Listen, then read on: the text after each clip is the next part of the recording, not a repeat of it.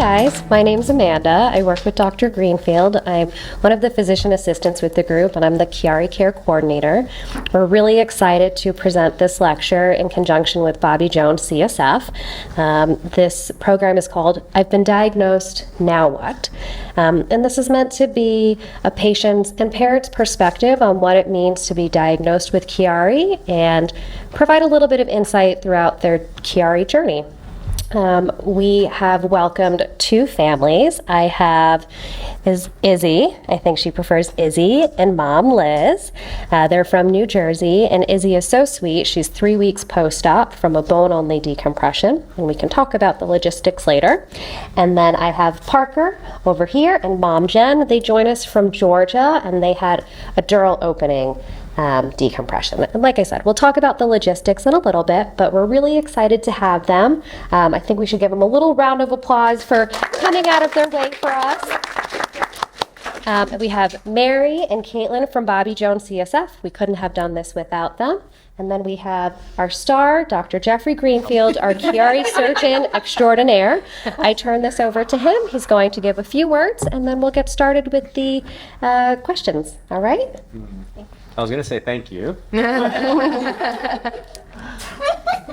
Thank you. So yeah, we're going to use the microphone. Okay. Of course. Is this okay in terms of the room? It does need to be said that Amanda is probably the most important person in this room. She says it's me, but it's it's a really just a little anecdote here to start the evening. But we, in academic medicine, we do a lot of program building and mentorship. And one of the things we do in our department is every 5 to 10 years, we do this analysis of where we can build, where we think we have strengths, where we have weaknesses. And we have one coming up. And so I said, let me pull up my last one from 2013. And the first page of this, sort of internal reflection was opportunity to build a Chiari program, and went through all of the reasons why this was necessary in the New York City area and nationally, and what we thought we could do and why there was a void there. And so I didn't quite realize it'd been 10 years. And so this is 10 years and about 700 surgeries, and a hopefully, a really nationally renowned program that takes care of the whole spectrum of patients with Chiari and all of the associated disorders. So it's been a really interesting 10-year journey. And as part of that growth in the program, we've done a lot of research, a lot of publications. We've published somewhere around 25 or 30 scientific journal articles about this, and we give tons of talks, and they're all over the Bobby Jones website and all over YouTube. You can find so much information about Chiari these days that when I've thought about what we could potentially talk about today, I immediately thought, well, maybe let's not do a science talk for once. There's a lot of that out there. Let's talk about something that I hear a lot from my patients, which is sort of the confusion and the sort of internal disarray that accompanies a new diagnosis, and the fear that comes with being told that your child has a brain condition, and then sort of the idea of I've been diagnosed, what next, sort of arose from that. And as part of that, I thought it would be way better to hear from people that have been through it than another talk by me. So I would love to be a part of the conversation and share things from my perspective about how I see the workup and what's necessary and what's not necessary, myths that people talk about. The journey from my side will be helpful, but only to reinforce the journey that Izzy and Parker will share about, how it's been getting diagnosed and getting through to the other side of surgery. So that was my hope here. We have asked for and received a ton of questions online through Bobby Jones that there's no way we'll be able to get through in its entirety. Maybe I'll be able to do a little, Facebook Live or something and answer some of the questions, after this if we don't get through to them. But certainly we want this to be interactive, and hopefully we can engender a nice conversation. And the goal here for everyone on the panel is to provide insights and counsel that you think will help other people going through what you just went through, to the kids and the parents. And we'll do our best in trying to provide insight into what we think makes a productive visit with your neurosurgeon. I think it's really important to recognize this is not about us here at Weill Cornell. We're providing this as a resource, but 99.9% of the people that are viewing this are not going to be having surgery with us. This is how do you approach your neurosurgeon where you live in the country or the world? What are the resources you have available? What are the testing that you need? And then how do you go about making a decision about surgery? So don't want to talk too much because this is not about me, but I thought that'd be a good sort of preamble for what the goal of tonight so that we can sort of keep it on topic. So with that, maybe I'll hand it back over to our MC, Amanda. That sounds Thank you. great. So I figured we'd start linearly all the way from the beginning with what symptoms led to your diagnosis, how long did it take, and ultimately how did you feel when you formed that diagnosis? You want to start, Izzy, or Mom?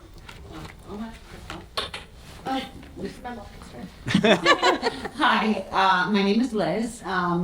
We basically hit the lottery when we found Greenfield. So Izzy's been out of nowhere, was diagnosed with scoliosis, and she went through her growth spurt between the ages of 8.5 and 10, and she had gained, she grew 5.5 inches, gained 30 pounds. So she had fell off her velocity chart, and at the 10-year-old checkup, she was screened for scoliosis, nothing. We even went to an endocrinologist, screened for scoliosis, nothing. And so we were just waiting to see, what the next steps were, and she basically, let's wait and see what happens in 6 months if she gets her first period, and then we'll know more about, her bone age was 11 at 10, so it was sort of like, okay, maybe nothing's wrong. So she did in 6 months. We go to her 11-year-old checkup, and all of a sudden, my doctor, was like, oh, that's weird. She sort of has a little bit of a curve. And she's like, it's under 20 degrees. She checked her twice because there was no indication ever before. So she said, you know what, why don't you just go to the orthopedic? Because my mother-in-law has scoliosis. So we just said, all right, whatever. She's a dancer. She's a singer. She's a theater arts performer. She had just done competitions this past spring. She was in 9 numbers. So when she hasn't had any issues, is she my headache kid? Yes, absolutely. I just thought she was just a headachy kid. I mean, there was nothing ever like horrible. Always since she's, I would say, 7, 8 years old, like I never knew a kid that needed more massages than her. I'm like, I need a massage. It was like, massage my neck. Like it just, I'm like, really? And she was always so tight for a little kid. Like, I mean, and she's so super flexible. Again, didn't think anything of it. She's always been ADHD. I had a formal evaluation last spring because she was going into middle school, and I realized, okay, normally I'm an educator, I have 2 masters. I was always able to work with teachers with the little nuances that Izzy can have in the classroom. And so, and we've been very successful, but knowing she was going into middle school with 8 teachers, I said, well, I don't know about this. So I needed to get the 509, and even though I could have told them everything she needed, but you gotta have paperwork, And but I did notice in the last year, certain areas of her ADHD, certain cognitive areas just got worse. Like her short-term memory, concentration, incidentally she's considered inattentive ADHD. Her scores now, she scored, her overall IQ was 139, and all of her sub-scores were over 95%, except for 2. The visual dexterity was at 90%, which still, yes, that's good, but in comparison, they had to do an extended scale because her other scores were so high, and then processing speed. So, and she scored the least in her motor skills, her hand motor skills with the pegboard and stuff at 54%. Again, I only say this now because it's in hindsight. It's like, oh, these are things that PRA could affect. Who thought? I mean, nobody didn't even think of it. So we finally go, we saw the doctor in June. I finally make it to the orthopedic. I didn't run there. I'm thinking, whatever, right? October we go, and he takes an x-ray. She's got a 30-degree curve over the thoracic. I'm like, what? It was like nothing before. We decided we're gonna watch and wait. Okay, fine. 3 months later, we go back, and now it's a double curve, with the worst curve being at 37. Now, again, that was 3 months. But they took her growth plates, and so her tana, which is your hand plate, your joints, was between a 7 and an 8. The most is 8. Her RISR, which is your hip, especially with girls, is between 0 and 5. Hers was 5. She was practically fully grown. So this is not your typical idiopathic adolescent scoliosis. Usually they go through the growth spurt, they might get a curve, they growth spurt stops, and then usually the scoliosis stops. Well, she's done with growth spurt and everything, and she didn't even grow at all in the middle of all this, and yet her curve is just going. So at that point, we got the brace, we went to a specialist, another x-ray, now it's the third curve. The lumbar is, I guess, compensating, so now we have a 25 degree. And the worst one now is at 38. 6 more degrees, 7 more degrees, she's got to get spinal fusion. And she's a dancer. So he said, you know what? And as much as I don't like my scoliosis doctor, because we argue all the time, she'll tell you, he did say, let's get an MRI, because something's not right here. And we were looking for maybe a tumor. My sister and I both have schwannomas, rare tumors. I mean, maybe it's genetic, who knows? He mentioned possibly Chiari, which I knew nothing what that was. Sure enough, we get a call back, he does the whole spine. The radiologist report simply said, well, it said no Chiari malformation, a slight descendant of tonsils, which was completely wrong. Because when I got the films and waiting to go to a pediatric neurologist that our guy recommended us to in New Jersey in Morristown, I'm like a research junkie, and like there's a million surgeries in my family, so I have like the programs to read MRIs. I'm pretty good at spine MRIs at this point. And so I'm looking and I'm like measuring it myself, because now I'm like, oh no, that looks at least 10 to me. So I'm like, what do I know? So sure enough, when we go to the neurologist, she looks at it. She measured it initially at 13. God bless her, she called the radiology department at St. Barnabas and went off on them. And she's a New Yorker, which I love. Obviously I'm from Brooklyn, Susie accent, but she's a Queens girl. Right away she called, because this was such a gross misreading. Like this was, I'm a lay person. I measured it and knew it was at least 10. So she ordered the brain MRI. Just let's make sure, because we haven't gotten that. When I went for the brain MRI, I spoke to whoever was in charge. I'm like, listen, the guy who wrote this report, he ain't reading this next one. I'm like, I want somebody different. They wind up changing it to be that I think one tonsil they read is 8, and the other one was a little less, at like 6 or something. So brain MRI confirms it, and you could see in her the foramen, like it's. You're supposed to just have that one dot in the middle, that's the cord. She's got these 2 big, like, balloon things pushing against this dot. I was like, oh my God. And they were surprised that she actually didn't have more symptoms like headaches and stuff, but she didn't.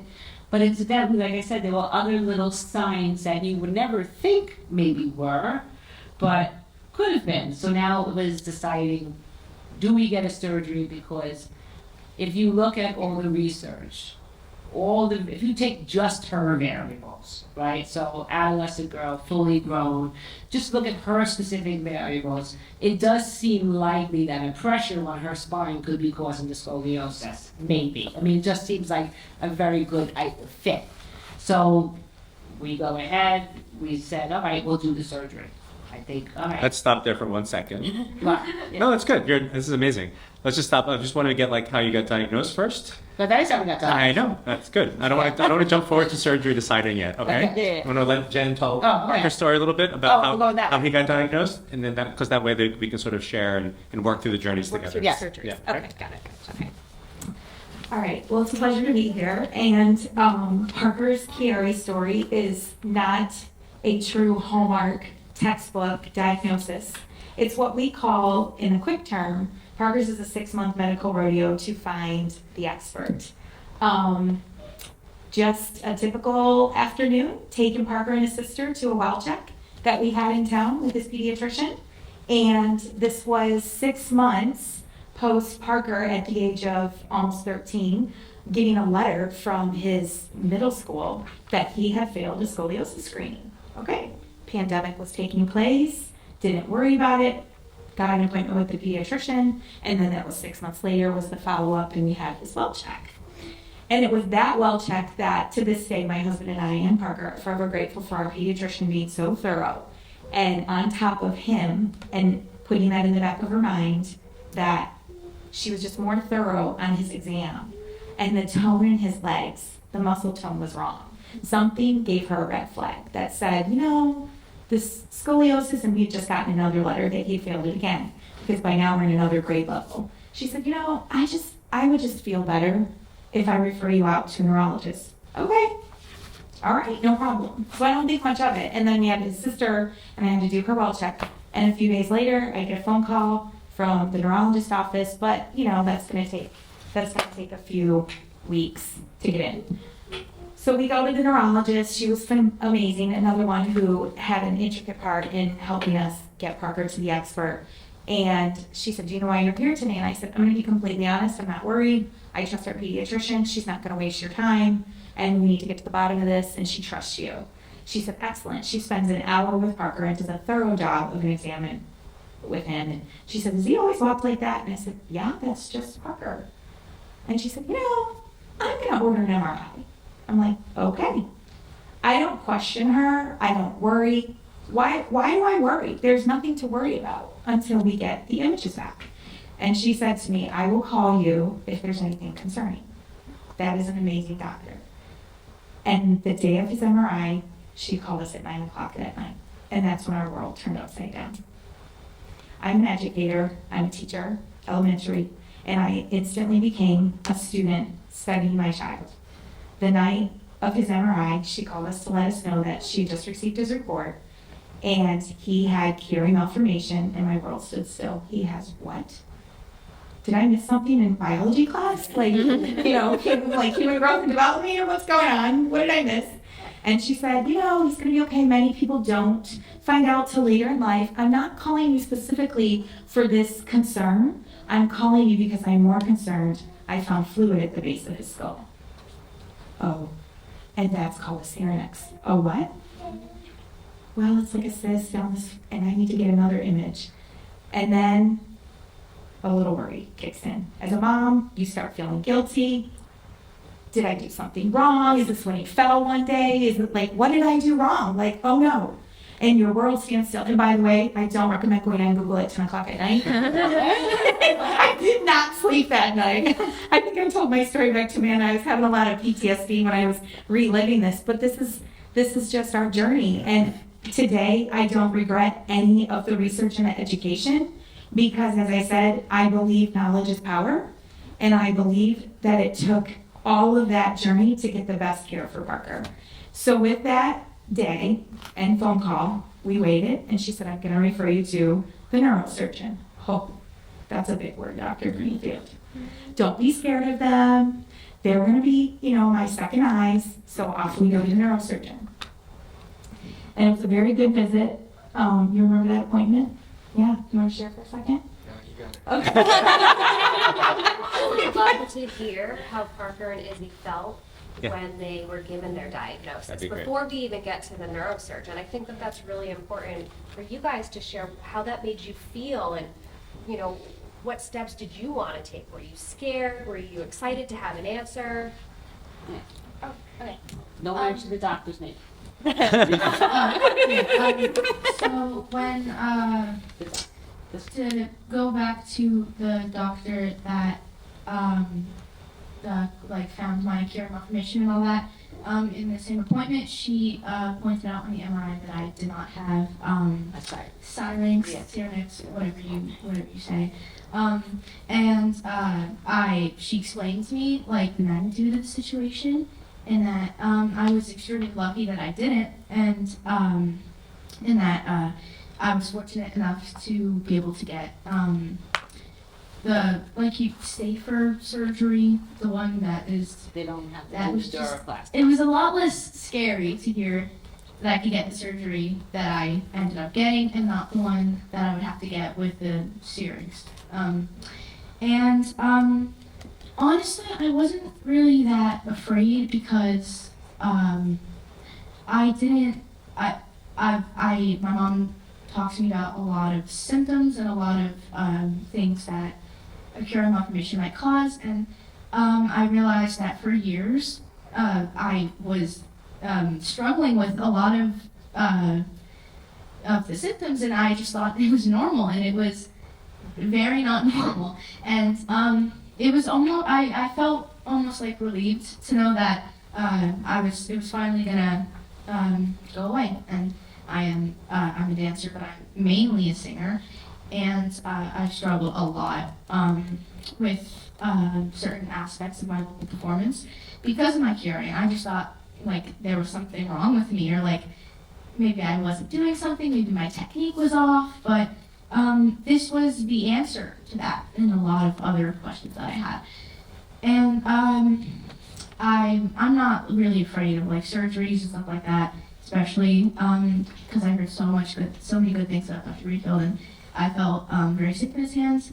And you could say in some ways that my world might have like flipped upside down, but I honestly don't want to be like that dramatic because it really wasn't. It wasn't. It was a big deal, but it wasn't really as scary as you might think it would have been. And I was already dealing with my scoliosis, and I was extremely excited to hear that this could possibly stop the growth, and hopefully I wouldn't have to wear my brace too long afterwards because that brace is the worst thing in the world. And yeah, I think she reacted worse over the brace than she did that she wanted. And then the only thing she cared about was how much of my hair you're gonna have to shave. yeah, basically, because I knew I was gonna be fine, and yes, what's upsetting that I was dancing my hair shaved off, but it was a lot bigger deal getting my brace and getting diagnosed with scoliosis than this PRM operation, especially because the scoliosis, like, I feel like died from that or something, I don't know. But the Chiari, it just, So you weren't really scared? yeah, Yeah, she really wasn't, I have to and say. it was a relief getting the surgery, and I think if I did get the surgery though, it wouldn't have been that bad either, because again, the symptoms have always been there, but that was just my life, that's just how I lived, and I got used to that new normal. So, Thank yeah, no, you. I mean, she handled it very well. She wasn't afraid. She wasn't, I mean, I think ignorance is bliss. She's never had, Microphone. oh, sorry. She never. Microphone. What? Oh, I really? You can't hear me, mate? Ignorance is bliss, I think, too, because she's never had surgery, so she had no clue what to even expect. It was just like, yay, I'll be able to sing. And like, she was actually, she wanted to get it sooner so she could get out of school a month early. I was like, no, it's not an emergency, we'll wait till the end of the school year. But other than that, she really, we were very, even though we did not go with the original surgeon, I will say she was very good at looking at Isabella, taking the time to explain to her what was going on, and making her feel like it's not a big deal. I mean, it didn't, you know, me wrong, my hand, I'm going, she's gonna get brain surgery, but she was totally fine. Great. And I have to say, yeah, I was really, Thank but you. she's like that. Nothing really bothers That her. was great. Parker? Hi. So when I first got diagnosed, I really didn't care that much. I mean, I slept with all of my parents. And yeah, I probably should have been more like serious and cautious about what I was told, but I'm very like careless about a lot of things, so I just left it to her. You don't worry. Yeah, I didn't know. Whatever, you know. And we went to multiple doctors nearby around the Georgia area, and they all had different opinions on it. One of the doctors I went to, they claimed that I did have Chiari, and then we went back a few months later, and he undiagnosed me for some weird reason. And like before, I didn't really care. My parents were all stressed about it. Yes, we were. hmm I love kids. And peripheral neuropathy, something like that. And we went to other doctors. We eventually went to New York after we heard about Dr. Greenfield, and he told me that we had to eventually get the surgery, but not at the current moment. And at the time we accepted it, we were ready. again, I didn't care. I was ready, you know. Great. And I mean, the worst that could happen was die peacefully in your sleep. So it was fun. Good, Mom. She said this. Yeah. She said this. Oh, this is San Antonio. That's what she said. Kids. I think this is a good time to move away from IP space. Talk about why we felt it was so important to go for multiple opinions. It sounds like from hearing both of your stories, you had local opinions and you decided to leave your local community and come to New York City. Not necessarily why did you choose to come here, but why did you feel that multiple opinions were important, and when did you decide that you didn't need to keep looking? Well, you know, like I felt once I did my own research, because I knew nothing about PR, I felt pretty secure in the information I was given. I said, you know what, let's just book the surgery. Again, I do my due diligence. Castle Conley, all these lists. Okay, doctor was not Mr. Chiari, but was in the realm of like she's done it before. So then, but in the meantime, I'm doing my research and I come across your name everywhere I looked. When I decided, let me go to these, Facebook pages, whatever, and constantly Greenfield. I'm like, maybe we should get a second opinion on this guy. So I I sent in all my paperwork. Literally, it was a week and a half before I had the surgery at that point booked. My life was like chaos so by the time I got to it. And I begged Alexa, I'm like, please let him just look at it. I need to know that like I'm making the right decision. And I couldn't believe it. So it was 5 days before the surgery. He called me personally in the evening, and I was like, Mr. Chiari is calling me. I'm telling my husband this. I'm like, it's him, because he's like a Chiari superstar. So I was like, oh my God, because listen, I've dealt with a lot of big surgeons in my family. We've had a gazillion surgeries. Big surgeons, the top-notch neurosurgeon, and New York Special Surgery here, there, and everywhere. They're not usually the most humble people in the world. He's calling me and talked me through everything and actually brainstormed to be like, well, I don't know if you need to do it right away, and then I told him more details about her scoliosis, one in a dance company, and when we talked about that, it was like, you know what, this may be the best time to do it. Maybe we shouldn't wait, because it is, with all the other variables, it is very possible that the scoliosis is being caused. So I'm like, okay, Mr. Chiari's telling her she got the surgery, and after talking to him, I was like, I gotta have it. I don't know how I'm gonna make this work. And then this is where you have angels, because he was booked out till September. And they had a cancellation the Monday before the Tuesday of my original surgery. I'm like, I'm all over it. Yes, I'll deal with the other surgeon. I was like, I couldn't believe it, but it's so important to get the opinions because, first of all, nobody's God, nobody's perfect, and it's always good to have different perspectives. I did get lucky. I mean, I've had other things in my family where I've gone for multiple opinions, and I needed to. I did get lucky because after the first person who knew enough to then go in, you don't need one after him. He is the buck stops at Greenfield. As far as I'm concerned. Am I wrong? Hang on. Am I wrong?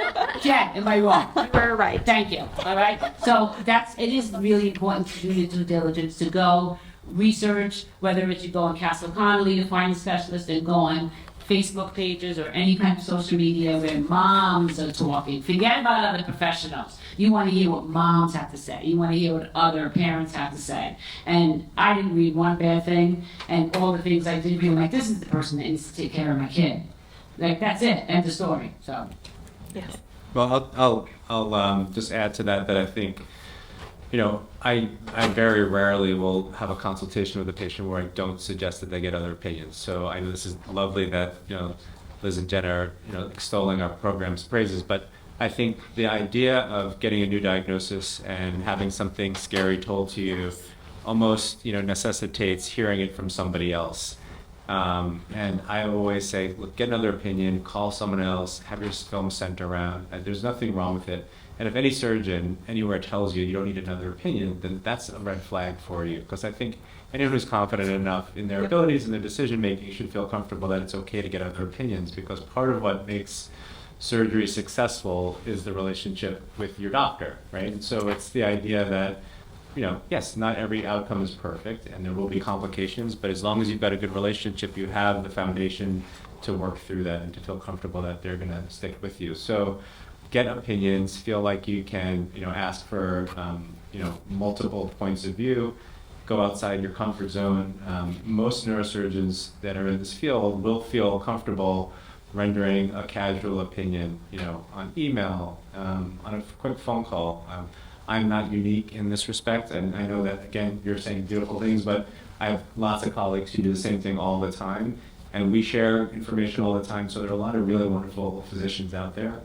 You just have to take the time and track them down. So I think if I could just extol anything from that, it would be to go and get those opinions. It's super important. I will say they minimized Isabella's kyphosis that she ended up having. She did have kyphosis in her neck, C3 to C5. I think it was worded as minimum, and he picked up, this is not minimum, this is moderate for sure. So again, it's a different set of eyes, and that matters because it is more moderate than it was minimum. So that would be another reason why you would want it, because a different set of eyes is going to see something maybe a little bit different that other people are not seeing accurately. So, how did we get to Dr. Greenfield? Why did we continue on the hunt?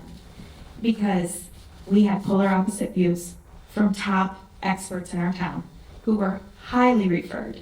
We had nothing against them. We felt uneasy in our hearts. Something was setting us off.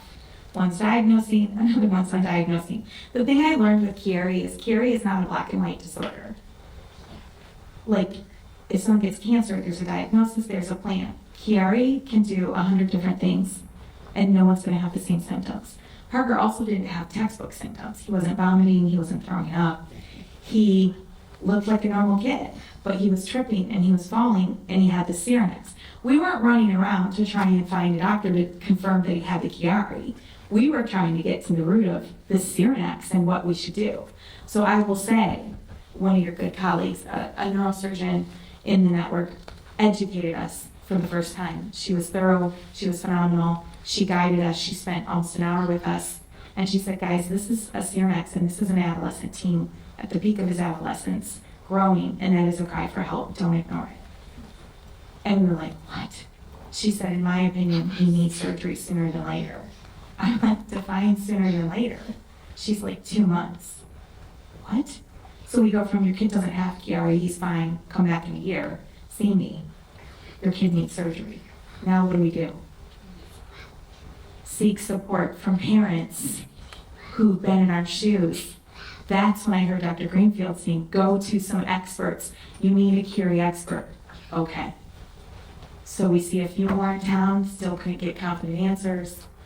And we come up from Georgia to Dr. Greenfield, and Alexa calms me down. I'm like on the verge of tears, and I'm like, I just feel dumb being here because I'm confused, and and she validated all of my research. And then Dr. Greenfield came in, you don't need to cry, I'm here. It was just really sweet. No need to cry anymore, we'll get to the bottom of this. And he had studied Parker's case, and he said, okay, the question no longer is, does he have Chiari or doesn't he have Chiari? Chiari is Chiari, regardless of the size. We need to look at the patient. And the question came down to, his scoliosis is mild. It's only a 12-degree curve. And then that's when you shared, he's got fluid built up in the back of his brain. I'm like, what? And he just said, how's he sleeping? Let's get more studies. Let's not rush this. This is a very serious situation. We're like, yeah, this isn't Costco. Like, if it doesn't work out, you can go to one surgeon, go to another. No.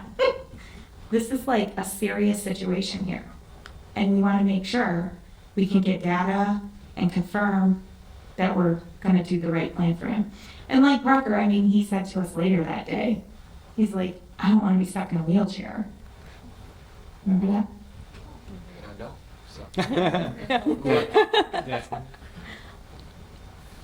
I just wanted to add something to what you mentioned about getting more testing, because I think that comes up all the time. What's the right testing to get, and how much do you need? And I think the answer is not necessarily what you read on Facebook, that there's like, these are the 7 things that you need before you can get diagnosed. It's really different for every patient. Right.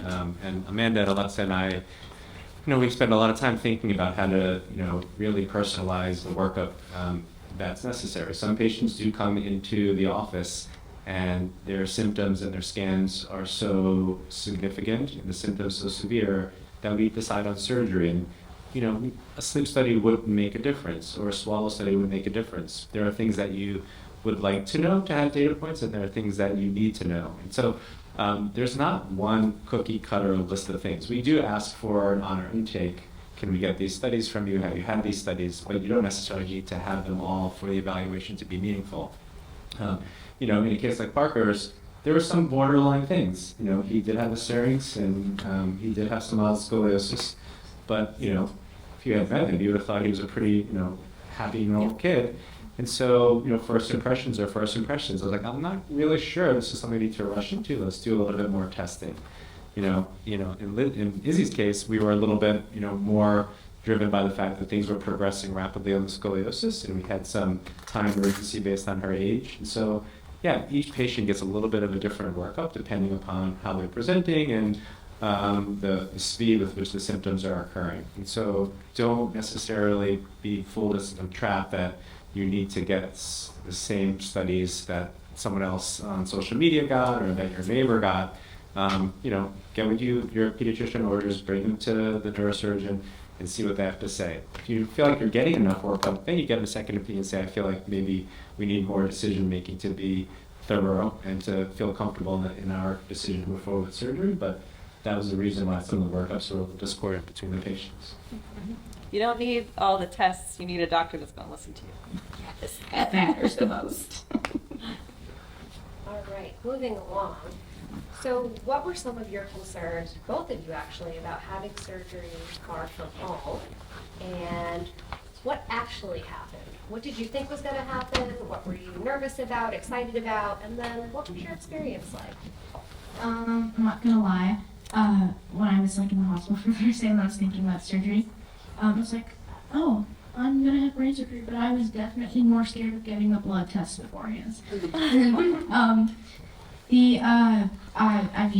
Getting surgery, I wasn't too far away from home, maybe like an hour, 30 minutes. I certainly felt, I don't want to say alienated, but I certainly felt a little nervous, out of place because I'm so far from home, and I definitely didn't like how that felt. What about his staff? How? Yeah, I was just about to mention that by Dr. Greenfield and his whole staff, I was made feel extremely comfortable, extremely at home, and I really appreciated how every single one of them had less of an I'm better than you, I'm a doctor, you're a child, you don't know a lot, listen to me approach, and more of I'm here to help you, I'm a friend, I'm also here for you to ask questions, and I want you to feel comfortable with me. And it felt great, and I couldn't be happier to be with Dr. Greenfield and the staff. And he's amazing. He did my braids after surgery. That's not great. I don't know what it is. As I was getting put off to sleep in anesthesia, I was happy. I was fine. You played music? Yeah. And I felt fine, and the surgeons were smiling at me, and everything went great.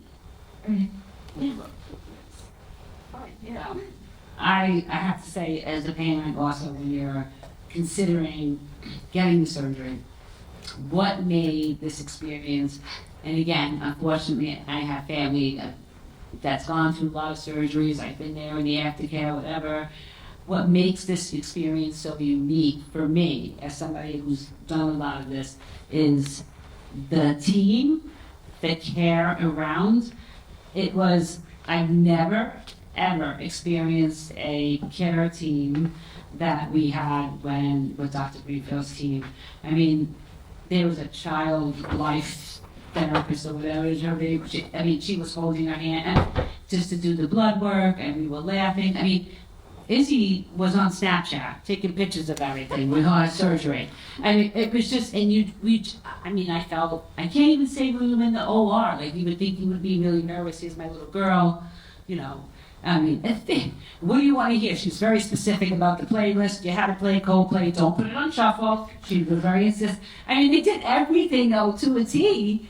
And so it's not only making sure you're comfortable with the diagnosis and your surgeon, but also the care team is a big factor, because in my research, I did not find that was going to be the case with some other surgeons I was considering. This was huge. The care team is absolutely huge. You want your child to go in and not be afraid. And that's what I was afraid of. My heart was more breaking because I had to think about I didn't want her to feel scared. You know, she was being more brave because ignorance is bliss. But once you're laying on that table and you've got the lights and she was just totally, because they made her feel that way. So that is also, I think, really important when you're, yeah. So what do you I had 2 serious worries about the surgery, but the problem was none of them were related to the surgery. I had complete high hopes that everything was going to be okay. I mean, the chances of something was going wrong would be the same as dying from a golf ball. So, you know, it was, I knew I was completely okay on that part. But one of the worries was what would happen at school for when I would return, if they make me make up months and months of work that I missed out on. Luckily, they let me off, so that relieved me. But probably the biggest worry I had was missing the opening day of the Batman. Luckily, I got out of the hospital and I was able to see it that Friday at release. Thanks to an amazing neurosurgeon who fist bumped him as he's going into the OR.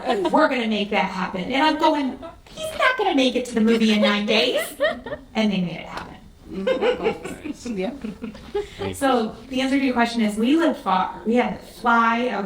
We also had to think, we actually considered driving, and then other parents researched and educated me and said, if you drive, you're going to have to stop multiple stops so he doesn't get blood clots. I'm like, oh dear, this is a journey. We had children at home. We had a supportive family who flew in to take care of our children because I just knew Parker needed to be our priority.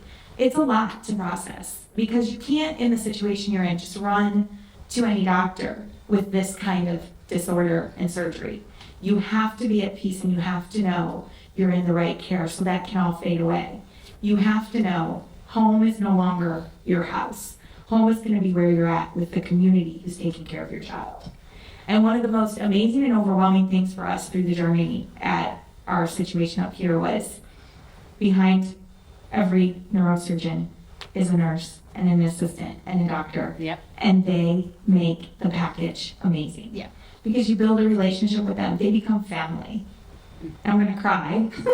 But it's truly an amazing experience when you're at a teaching hospital, and I'm a teacher, to know that those students in that OR room are learning from your child's case, and then they're coming later to do their rounds to check on your child. They want the best for your child. They care about you. And like having a neurosurgeon who puts your kid in the corner and makes you feel like you're the only patient they have and wants the best for your child to live their best life and calms your fears and worries away means the world to you as a parent. Because you have so many doubts, you have so many concerns, you have doctors making you feel crazy that your kid needs surgery, doesn't need surgery, and you're like, I don't want my kid to have surgery, but I also don't want my kid paralyzed from this fluid, the Cernex. So the experience was top notch. And I can't say that like it's going to be that case for everyone wherever they go, because some have amazing doctors, but the hospital situation is not the greatest. Little plug here for New York Presbyterians being number 2 in the world. Yes. Yeah, I can't emphasize that enough. That I mean, I think the care that you get in the operating room is what everyone focuses on, but there's so much more that goes into it preoperatively and postoperatively in the follow-ups, and the number of times that you'll interact with someone in your surgeon's office who's not the surgeon is probably 10 to 1 versus the surgeon. So you do have to feel comfortable that entire team is there for you to take care of the issues that arise and to answer your questions. And I think that's one of the things that we've done really well here is built up a team that is, incredibly knowledgeable. I think that Amanda can probably, hold her own with any neurosurgeon in the country in terms of workup or diagnosis or answering questions. That's because she's done it day after day after day. And the team in the hospital is really important as well. In terms of traveling, I think it's a really tough question. And just like I tell families to get multiple opinions, I also will honestly, and you guys can tell me if I said this, you should really try hard to find someone that's close to home if you can. If you feel like there's an expert near you or you feel like there's a surgeon that you really feel comfortable with, it's going to be easier. Like, there's no question that traveling is hard. And, I do expect families to make a commitment if they're going to travel out of town, that it's not hit and run, that they have to stay after surgery and they have to get follow-up. And it's about a 2-week commitment. And so that's not right for everybody. And so, I'll say, look, if there's someone here, and I'll give names, you give cities, like, try them, because I think that the support of your family, sleeping at home, having family to help your other kids is incredibly important to make it through that. So it doesn't work for everybody. For those who have the resources or the ability to make that work, it's obviously tough, but doable. And so I think you've heard a couple of different perspectives on how that can work. Thank you both for that. I remember one thing you said, though, you said to me, any patient I have is my patient for life. And that makes a huge difference. Yes. Yes. What were some of your concerns once you were discharged from the hospital and you went home back to your states? What did care look like? Were you nervous that you weren't down the street from us if something happened? What was communication like? Well, for me, we live in Jersey. We're literally, without traffic, we can get here in an hour. You know what I mean? With traffic, maybe a little bit more. So that wasn't, and it's funny because the doctors I was originally going to use brought that up, just said, well, if there's any complications, you're not right near here, you have to go there. And I was like, it's friggin' New York. I'm like, oops, sorry. I said friggin' New York. Make sure I don't get in trouble with it. But for me, it's like, it's not that big of a deal. Whatever. I think going home too, part of the concern was, I think to some degree, pain, but again, I don't know what's normal, what's not normal, if she's really the rock star I think she is, but there was hardly, there really wasn't much pain. This kid got her head cut open and she, being stressed, you must move your head as much as possible after you get up, post-op, because we'll have less issues the next day. And even though every time she would do it, because it kind of equilibrium was off, she would throw up, she kept doing it anyway. You do have that tenacity about you. Sometimes you want to kill her for it because it's for the wrong reason.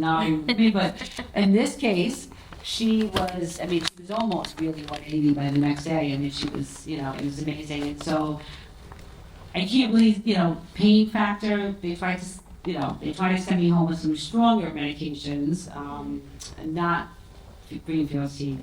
We didn't need that. She was on Toradol. She didn't need any opiates. I would say it was less than 24 hours after the surgery. She was taking the Toradol, Motrin. So the pain was really minimum in that degree. And so we really didn't have many concerns. I don't think you did either. You knew you were well taken care of. The only concern we had was right after where should we go, because we have a million stairs in my house. We have a big staircase. Prior to, Isabella's the kid who trips over a speck of dust, which made me scary. We're looking, this could be a thing. She's very wobbly. I swear to you, 2-3 times a week you'll hear boom, boom, boom with my house, and then I'm okay. And you don't know what she fell on, but she fell on something. So that was my biggest concern. So we went to Grandma's house, who was with us. He met Grandma, who has a ranch not far from me. So, but other than that, would you say you had any concerns? I was more afraid of what I was gonna do to myself, especially because I'm constantly cracking every bone in my body, and I was afraid the muscle memory was gonna kick in, and it's just one time, a few days after surgery, I'd be okay, and then when feeling pain, and then because I do that so often, and I was also nervous about the tripping and falling part because I fall up and down the stairs at least once a day. And I was a little worried to be discharged from the hospital so early. I was only discharged about 2 or 3 days afterwards. So I asked my mom if we could go to my grandma's house because I didn't want to have to bother with the stairs. And the noise in my house, because my house is always noisy, there's always people home. And being in the quiet was definitely, it was nice, and just having a place to relax was really great. And yeah. Well, I think one of the and it could be Curie sensory issues with Izzy is the light really bothers her eyes, bright lights and stuff would really bother her, and very sensitive to like sound. I mean, that's also why you have that like perfect pitch ear, you know, whatever, but at the same time, certain sounds. So she wanted to stay another night in the hospital. I was like, I slept on this uncomfortable thing for 3 nights, we're going home. But that's how safe she felt there too. I mean, the care was astronomical, the nurses, there's not a bad thing I can say for soup to nuts, like you said, Cornell, I mean, just great hospital. But other than that, yeah, I mean, can't say we felt very, and I knew you were a phone call away, Alexa, even Greenfield, it was just kind of like, all right, you know, worst comes to worst, I make a phone call, I get paid that bad, I'll take it to my pediatrician to get a shot of Toradol. We didn't worry because we were not your first out-of-state patient for this big surgery. We also were able to, because we weren't in an emergency, we were being reactive to his symptoms because he did have a Chiari attack by 6 weeks after we had seen you, and it was starting to get progressively worse, and Alexa had confirmed that. So we were wise on his concern with missing school, and we had a big break coming up after Christmas. It was between the holidays and spring break. So we were able to take a whole week of his school off, come up. And I didn't have any worry because they weren't going to release us and send us on until they knew Parker was good. And I was prepared for the mom that was going to have a kid that was going to be throwing up immediately after surgery. I was prepared for all of the things that could go wrong. And Parker defied it all. And they actually were calling him Batman in the hospital because he had this goal to make it a Batman movie. And he was like superstar, like pacing through it. And day after surgery, what did you tell us?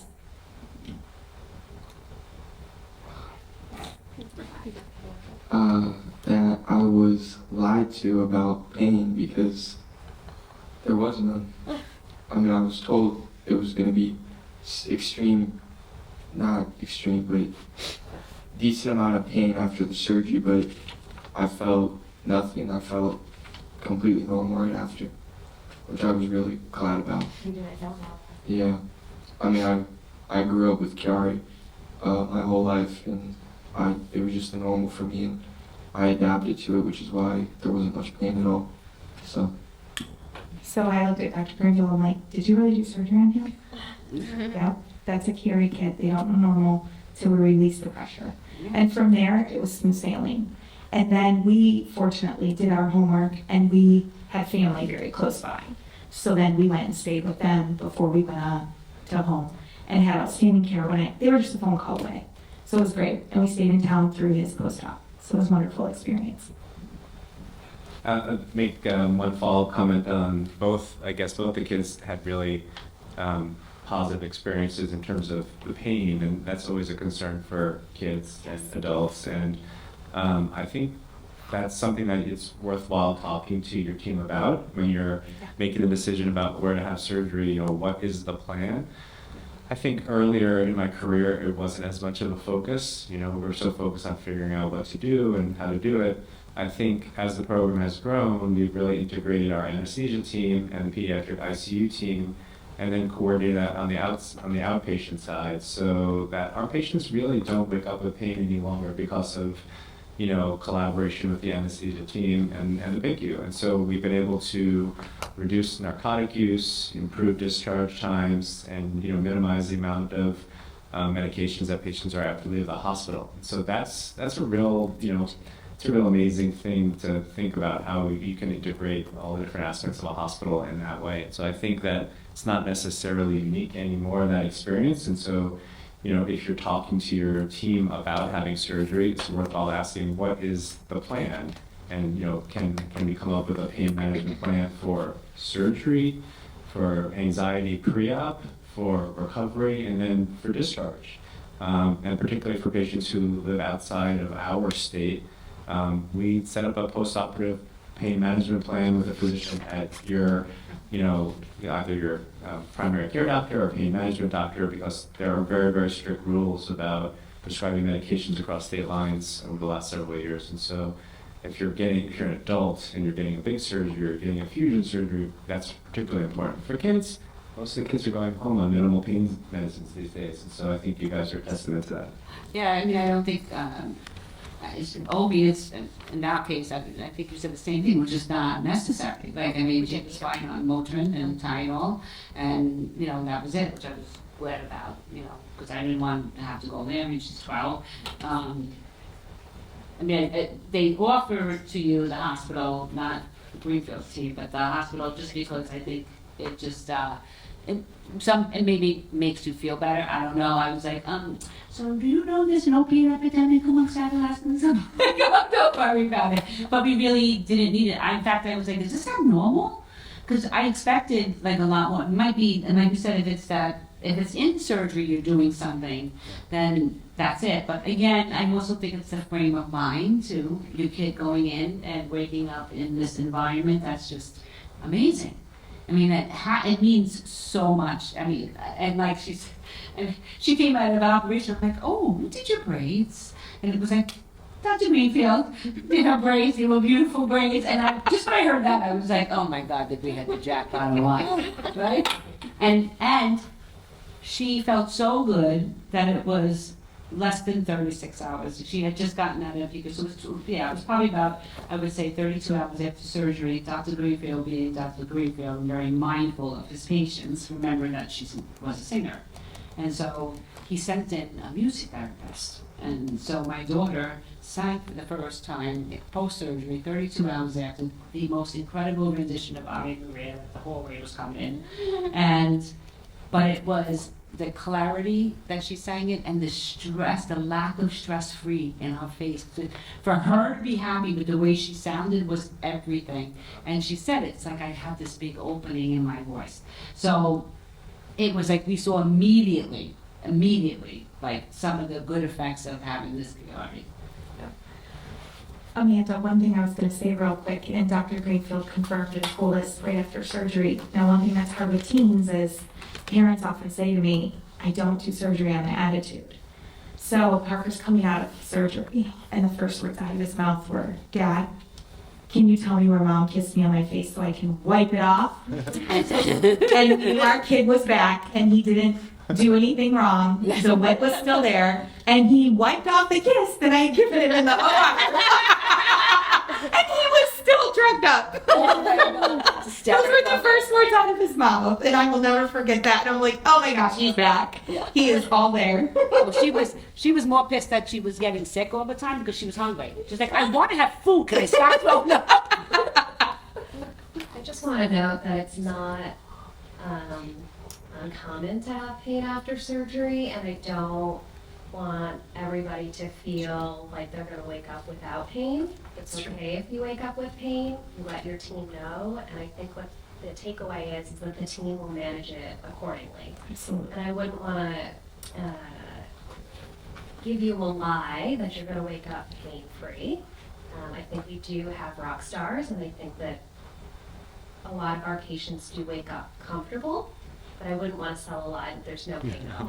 Well, I think that's it's all relative too, because a lot of PRE patients are in pain before they come into surgery, right? They've had headaches, so it's kind of like relative. I mean, well, she was, because of the surgery, she had to go off crazy, and many people made the mistake of asking her to rate her pain on a scale of 1 to 10. And that's not a question too open-ended for someone like Izzy, so it became this whole like, well, what exactly is that? Well, I think 10 is your whole body's burning, and 5 is something like stuff your toe. It became like a whole thing, like Dr. Greenfield was like, I think you're overthinking it, like welcome to my world. But I think it's all relative to each kid, and again, with PRs, they usually have pain already, so I think that's, to them, it's comparing it to that. I think in Parker's case, he'd been in pain so much his life, he didn't even know. Right. He had more stiffness, and we did. He did have a setback. I called Alexa like 3 months into surgery, emailed Dr. Greenfield. He was having some upper back pain. We had to jump back into physical therapy. We knew he was feeling so good too fast, and we just had to take it back a couple notches. So I won't lie and say that it wasn't painful. Do you remember any specific pain moments?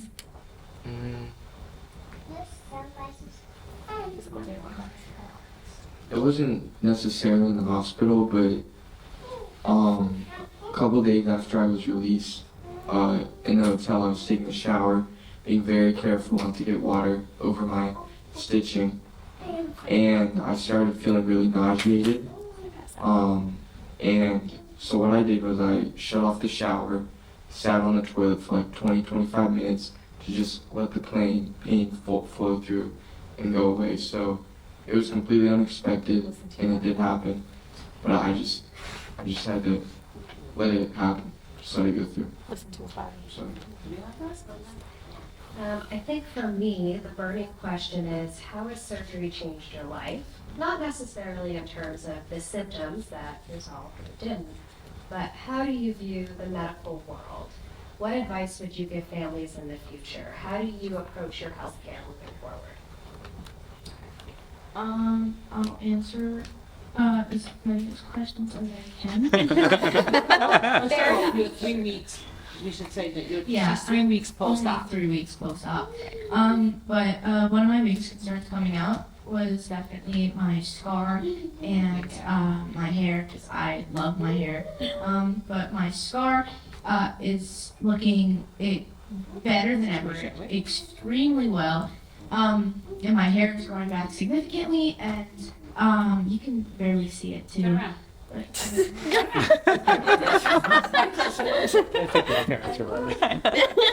It's 3 weeks. It looks pretty great. It feels pretty great.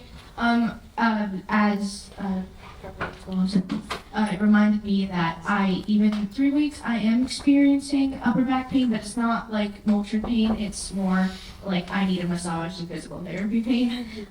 Except I don't think it's too much of an accurate representation, because I'm still wearing my scoliosis brace, and because of the way that it positions me in my spine and my back and all that, it already like exacerbates the all my back pain and my neck pain.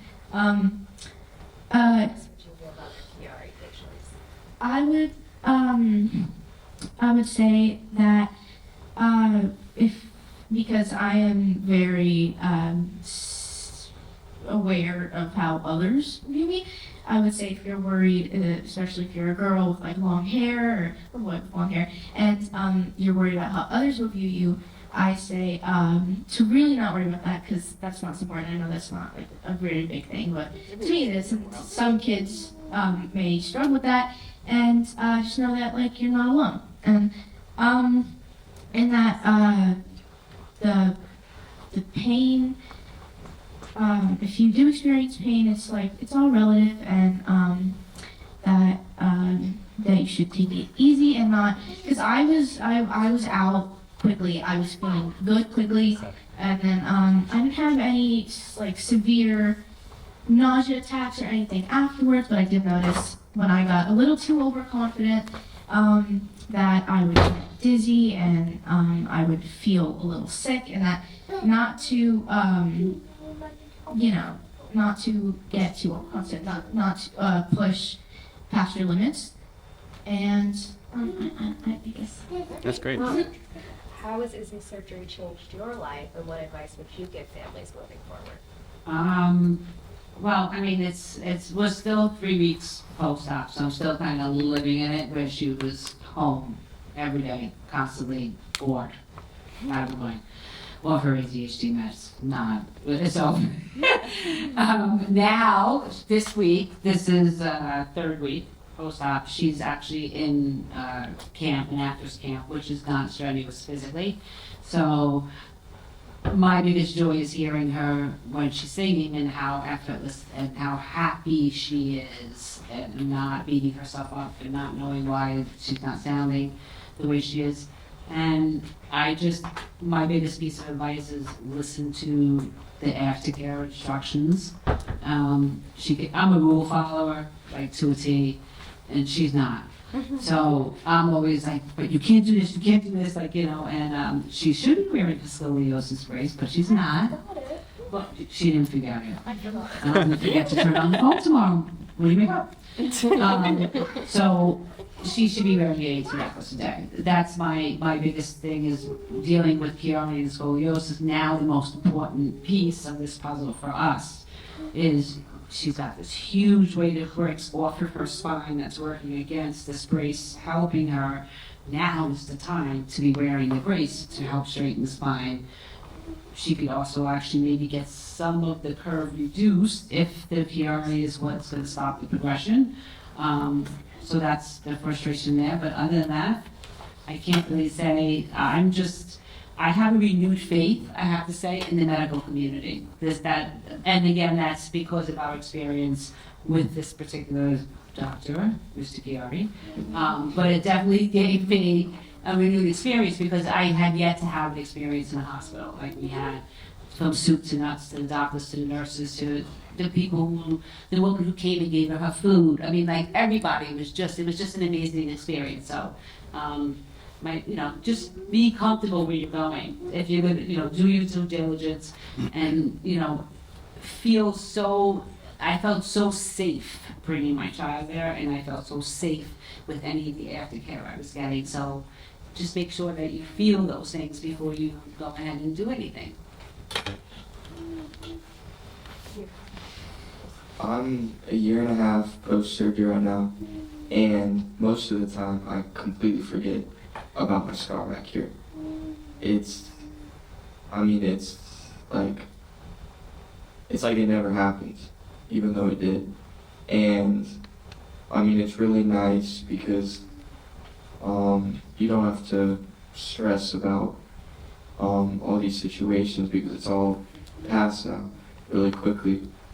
And I'm on my feet, moving like a normal person would, and life's been treating me good. So yeah. Yeah. So one thing Parker, we didn't share was he was tripping and falling, and that was because he was off on valence with the fluid in the back of his brain. So he actually joined the track team, and he couldn't run before that. He was tripping and falling. So it's like a joy. He's this quick, short distance sprinter. Yeah. So it's just a joy to be on the other side of surgery, have it behind us. The Chiari doesn't define us, but it's forever a part of us to advocate and educate and research, and knowledge is power, and to share as, the greatest people in the world are storytellers, and just sharing your journey makes it more hopeful for others that there is answers. There is people in the medical world that you can trust that do bring you hope, who bring help to your child. They really are there, and they do care. I think it's super important too is become a researcher. My philosophy is do as much research as you can. I like what? Super grateful. Yeah, she's heard me argue with doctors because they tried other doctors who try to tell me something, and I'm like, no, that's not the case. And I pull out clinical stuff, and they're looking at me, and one condescending one said, "Oh, you did your homework," and I was like, really? But it's always better to go in knowing just as much as them if you could, possibly, but just know, because it's a lot easier to get the answers. You know the questions to ask if you know the information, right? Rather, so you'll know what to ask them and you can get the information that you need. I'm looking forward to our journey now. You're a year and a half out, so I'm looking forward to the journey of what's going to happen with the scoliosis. Will this stop the progression? I love the research and the work that Dr. Greenfield is doing here and finding out more about it. I also know, it's only a handful of cases where sameness and PRs have been studied, and this actually helps sameness. A lot of her ADHD symptoms, if you listen to any of other conferences that Dr. Greenfield's had. One of them was specifically about the cognitive effects of PRE and like where they're going with the studies. Isabella happened to have a neuropsych eval a year ago. I'll probably give her another one just to see, to measure, to see if there's any differences. I'm really excited to be part of that community to see, oh, okay, let's see, you know, how much is PRE affecting cognitive skills. There's still so much to know about it, and I'm so happy to be part of the community that's going to help, you know, with a certain set of variables like we have with Izzy, which because everybody's different. So it's really great if you can be with a surgeon, if you can be with a team. I think researching hospitals and surgeons are probably the best. I mean, would you agree, Jen? I agree. Because they just, well, they're always on top of whatever's the newest, and you know. I'd like to interject. I think we have time for one more question, but this does bring us to a good point. What resources did you find helpful in your journey? I'll start there because that's how we go around. She knows I was 6 months of a journey. Exactly. It really was being up at night. And I found the Bobby Jones Foundation. And they had his name on there. And then through the Bobby Jones Foundation, his name on there matched the Chiari Malformation Pediatric Support Group. They matched. And when you keep seeing these doctors, then you do research. And then on the Cornell page, there's actually stories, Chiari stories. And it made you feel better as a mom. Okay. And like some of them were on their way to go with another doctor, and then they just have this, I need to get a second opinion. So the resources were the Bobby Jones Foundation, because there was a wealth of information on there. There were videos. I think I even showed one of the videos to Parker, like how to explain Chiari to your kid. The parent support group really was a blessing for us. I only allowed myself to do 15 to 20 minutes a day because it can get overwhelming. I just gave myself 15 to 20 minutes a day. I couldn't get overwhelmed. And then I found moms that were able to reach out to me to help me. And then the other resources was just finding a medical team to support you, to guide you. Because it's not just the doctor. It's, before you freak out, you gotta call the nurse and be like, is this normal? Is this something we should be worried about now? Because that's what guides you to the right plan. And then other doctors in town that were telling us, this is something you should be concerned about, you know, that all led us. So there really are good support groups out there, but it's the Bobby Jones Foundation and these other support groups that match so much of the wealth of information out there that helped us. And before my mom continues, I should say, because I forgot to mention it for the last question, for other patients that experience ADHD and that went through the surgery too, I did notice that when I'm off my medication, it lessened some of my ADHD symptoms. I've noticed that I've been able to concentrate and focus like better, and I did notice though, my psychiatrist also mentioned that it's pretty common that my medication might react differently with me after the surgery, and I have noticed that has been happening, so to be aware of that. I agree with Jen, the QRA specific QRA organizations. Again, though, I really look up medical journals, look at the x-rays, know the parts of the brain. I mean, that's how I am. I need to understand every facet of what's going on in the anatomy of her brain, why, you know, because I like to be able to visualize and understand, okay, yeah, that makes sense. And there's this big weight sitting on her spine. The pressure was probably making her spine curve a little. I just find that the scientific knowledge, besides the support of other people, really empowers you as a parent, and you're able to then envision everything that's going on, and it makes sense. Make it make sense. I can appreciate other people's perspective, but I'm the kind of parent that I need to see it, I need to understand it, I need to know exactly what's going on, and you know, that's for me. Amanda, I think one thing to answer many of your questions, he's a year and a half post-surgery, and one of the greatest follow-ups for us was 3 months post-surgery. And Dr. Greenfield was like, look, I'm not God. I can't predict his future, but I can tell you statistically, if we do the surgery, this and this. And 3 months post-surgery, his syrinx had completely shrunk by over 50%. Wow. And that's huge, because that was a huge step of faith. And we can't guarantee that it's ever going to go away, right? And it may not ever go away, but it already improved, so he no longer has symptoms. Do you have anything more to say on that? Wow. I think what what everyone should be taking away from this is that, these journeys are all incredibly personal.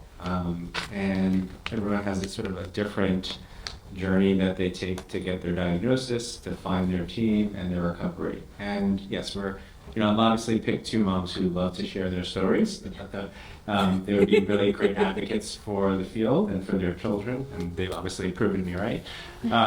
But I think there are a million different stories out there, and so the point of tonight is to understand that every situation is different, and to find your comfort zone, and to find your team, to do your research, talk to the nurses, talk to other families, talk to multiple doctors, and you'll begin to get an understanding and appreciation for what it is that you're trying to affect when you're thinking about surgery. Surgery is not to fix an MRI scan. I think that's the most important thing. Surgery is to improve a child's quality of life, to improve scoliosis, to make them sing better, to make them feel better, to have them join the track team. These are sort of tangible examples of how we can improve kids' lives by doing these. It's not about, is the herniation 5 millimeters or not? That is so 20 years ago.